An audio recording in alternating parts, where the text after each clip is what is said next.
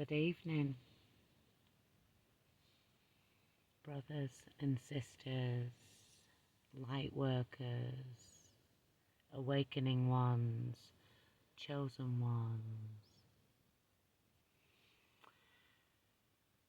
I discovered a book a few weeks ago. A sister brought a book to me that she loves called Spirit Walker. It's a book of art, work, and poetry.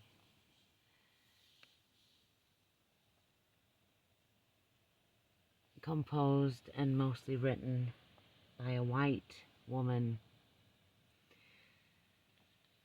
that very much resonates with the native culture and the native beliefs.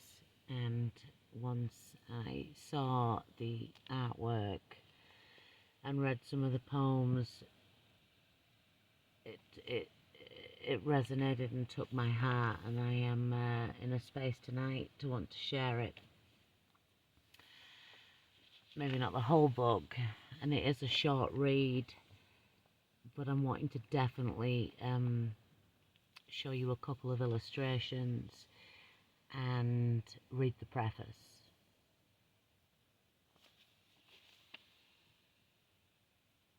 Nancy Wood, and the paintings are by Frank Howell.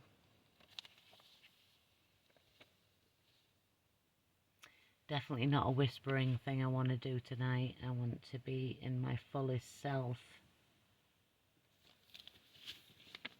and share this with you. It was a great buy. Bought new, $19.95, and I got this one on eBay for $4 and free shipping. A used copy, but it's in pretty much perfect condition. So if this resonates with you, I would suggest you get there and buy one. And if it doesn't resonate, shame on you.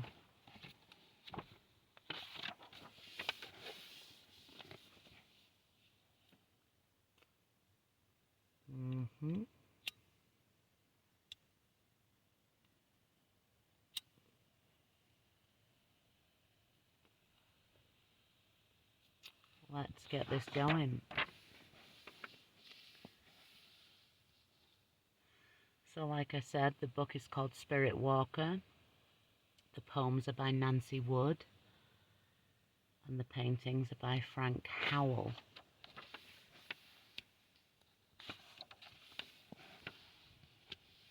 Preface. And I'm just going to hopefully be able to share in this low light the first illustration in the book. I mean, these paintings are just absolutely off the chart. Stunningly beautiful. And if I start crying, all is well. But I've read this twice today, and every time I read it, I cried. Because it speaks my heart and my spirit at this time and for the last decade of my life, actually, as I'm remembering who I am.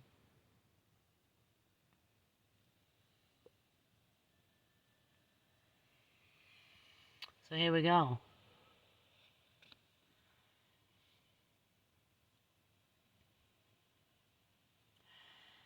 Ever since the publication of Many Winters in 1974,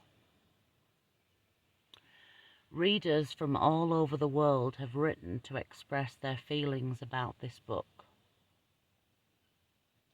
Some have told me how the poems helped them through the death of a loved one.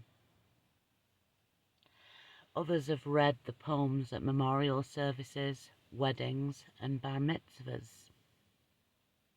And there are a couple of words in this section that I may mispronounce, but I'll do my best.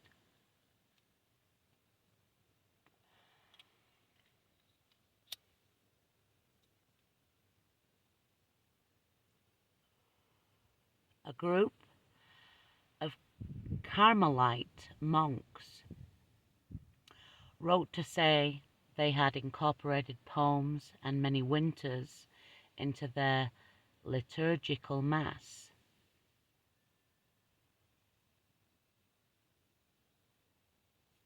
The poems have appeared in countless anthologies and textbooks, even a Unitarian hymnal. Many Winters has touched a universal chord, as strong now as it was when it was first published a generation ago. Now 20 years after completing Many Winters, artist Frank Howell and I have decided to produce a companion piece, Spirit Walker, which explores some of the themes raised in the previous volume.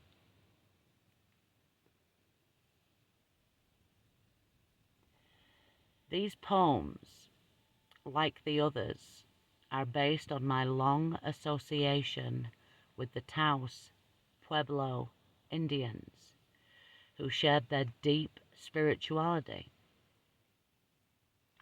From the time I first met them in 1961, I was impressed by their values and by an unshatterable outlook that stemmed from their interconnectedness to the earth as a living whole.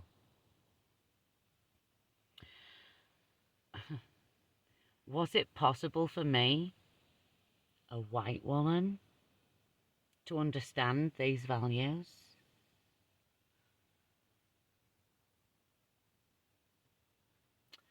For years, I merely observed, absorbing what I could. Slowly, my perceptions and ultimately my way of life began to change.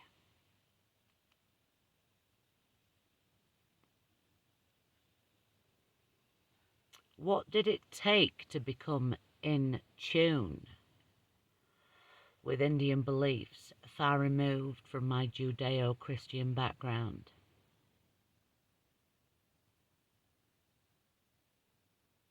Learning to listen, for one thing. Letting go of old, worn-out cultural ideas for another. Solitude was necessary if I was ever to learn anything. So I retreated to the mountains for long periods of time. I still live that way, 20 miles from Santa Fe, at the edge of an old Spanish land grant.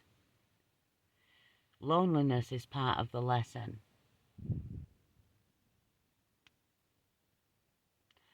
Loneliness is part of the lesson. My teacher, Red Willow Dancing, used to say, empty your heart and your mind. Do not become distracted with Johnny Depp and Amber Heard.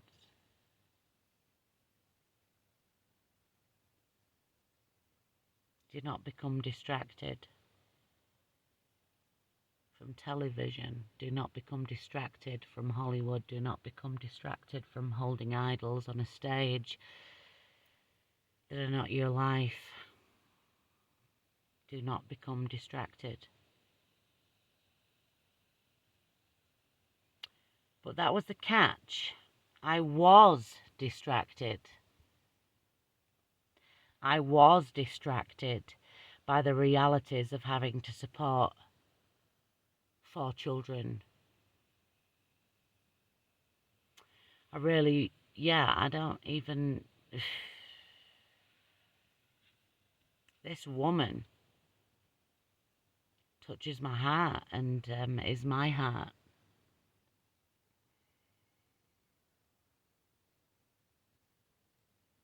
After a time, the children left, My life moved into middle age phase. My consciousness expanded. Distraction meant taking time to watch a red-tailed hawk soaring above my house, or witnessing the drama of huge clouds rolling down from any one of the 4 mountain ranges I can see from my window or door.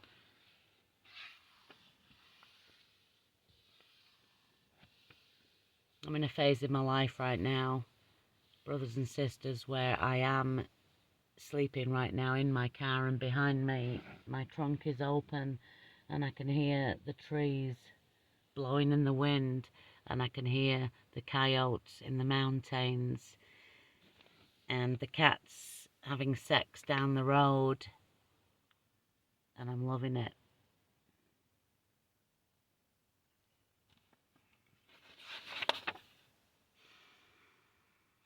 And I'm surrounded by the mountains.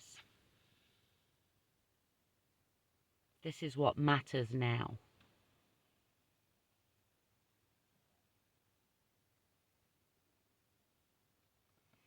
Acquiring what the Indians call the quiet heart.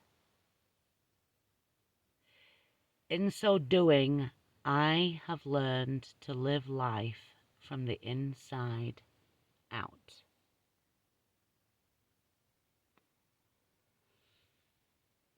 The joint went out. It's not a joint, it's a spliff, but appropriate. In alignment.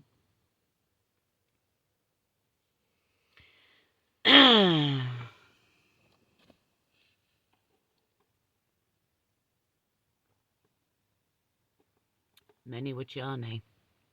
Water is life. Ooh.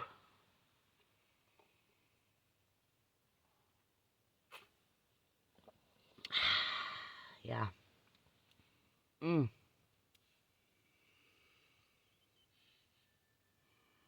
Living water.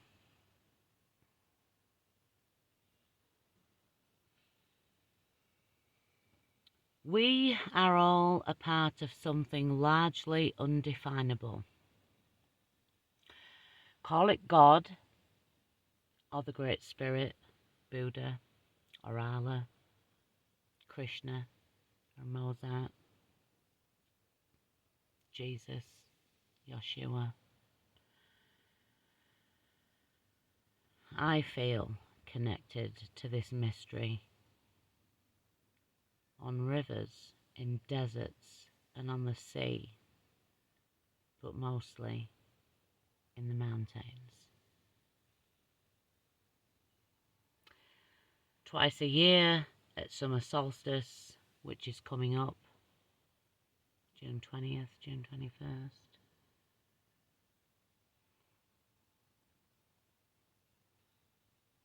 And again at autumnal equinox, I make a pilgrimage to the top of Independence Pass at 12,000 feet in the Colorado Rockies. As I am perched on top of the world, my ritual never changes.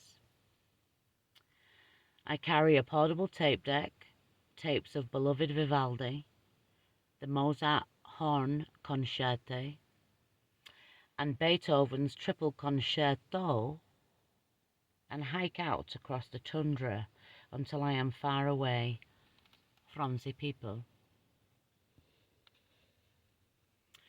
I choose a spot on the knife-edge ridge that forms the division between the eastern and western watersheds of the country. There I unpack a long, billowing purple silk dress from my day pack and slip it over my parka and jeans. For me personally, naked, slip on that purple dress, barefoot.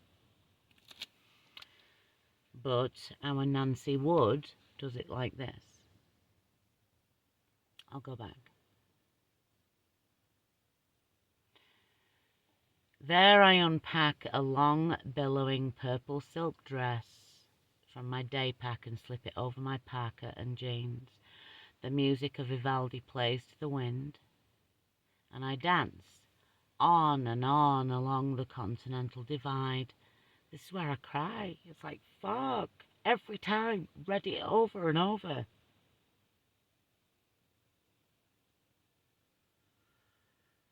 The music of Vivaldi plays to the wind, and I dance on and on along the Continental Divide in my hiking boots, paying homage to the mountains, renewing my claim to a stubborn, persistent force that anchors me to this earth.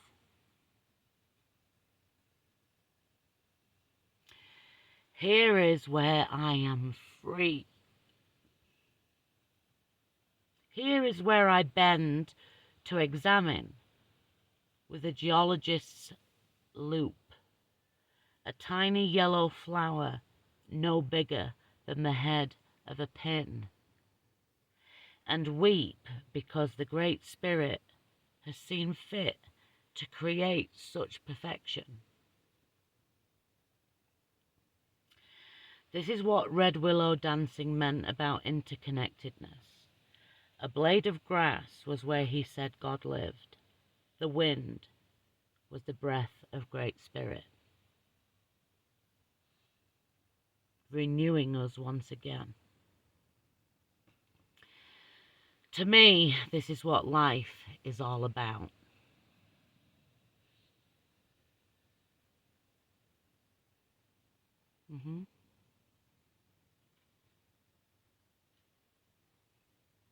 To me, this is what life is all about. It shouldn't be about what, to me, this is what life is all about.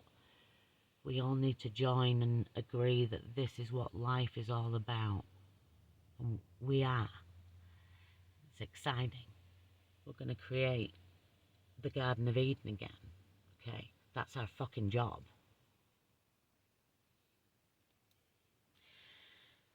And there, between earth and sky, suspended in tune, I begin to understand. Nancy Wood, Santa Fe, New Mexico, April 1992, 20 years ago. And then the book moves into introduction, because that was the preface.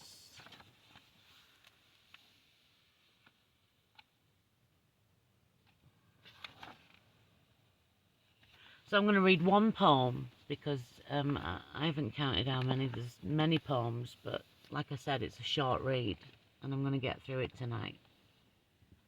I've read most of them, but I've got a few I need to read.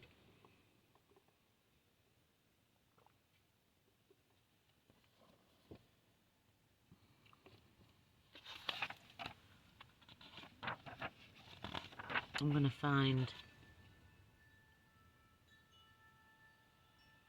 a poem to read.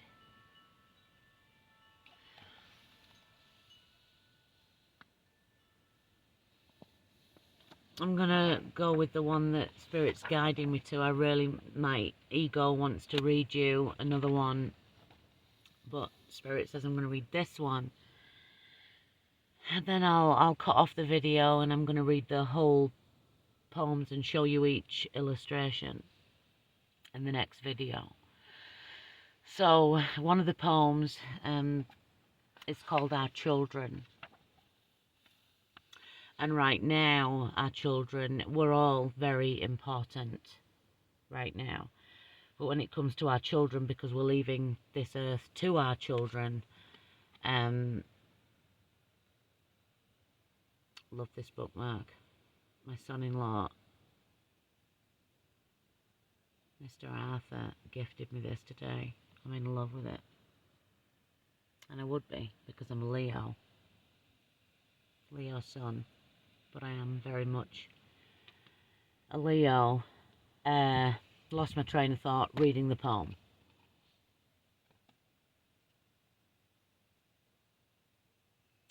Our children, Gone back to the train of thought.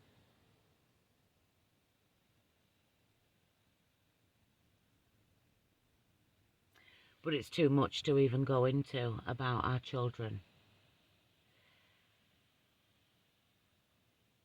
And how we're meant to be raising our children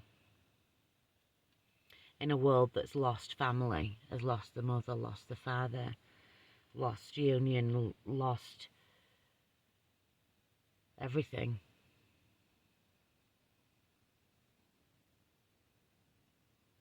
There's no safety between human beings. There's no safety anymore. We don't trust anyone. We have to protect the children because the children are going to protect Mother Earth. So we need to teach our children about Father God, Mother Earth.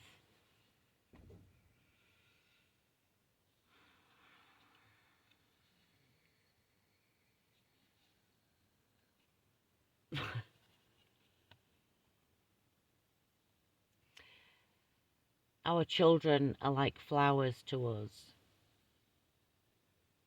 each one different, each one beautiful, each one growing strong with us. Our children are like stars to us. Each one sparkles, each one moves through the universe, each one closer to the heart of us. Our children are like life to us, each one precious, each one unpredictable, each one having to let go of us.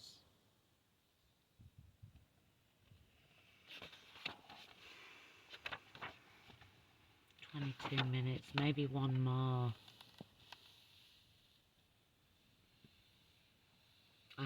This is the one that I really wanted to read. So, sisters, women, you must learn to be warriors.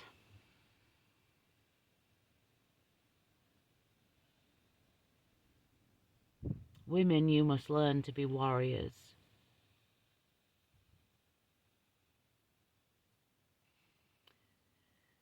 Now when, excuse me, now when times are dark and our men are afraid to tell us what is in their hearts, and they are,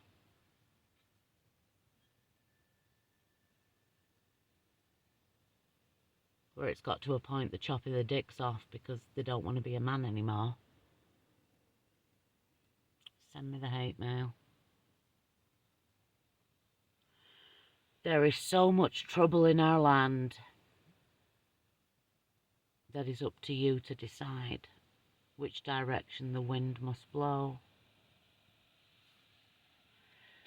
Women, you are our tree of life, just as you were a long time ago. When a man said, "Carry my seed," if you go forth from this darkness, telling our story of courage and survival, then our tree will grow strong with your words. I need to read that again. Women, you are our tree of life. Just as you were a long time ago when a man said, "Carry my seed."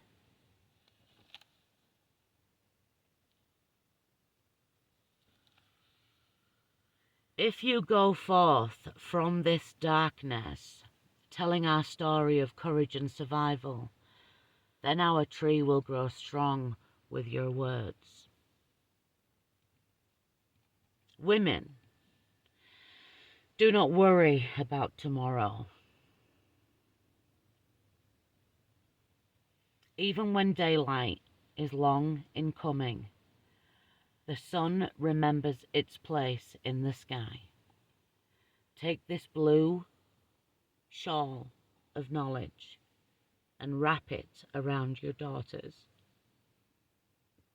telling them that women must not be afraid to be warriors.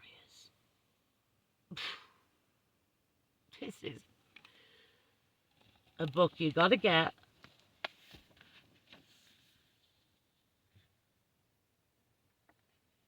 Powerful. It's full of ancient wisdom. People that knew what's up. And Nancy Wood, you might be a white woman with 4 kids, but you got a native spirit, girl. Thank you for this book, and I hope that whoever watches this buys a copy. eBay, cheap, free shipping. Mwah! I love you all. Thanks for watching.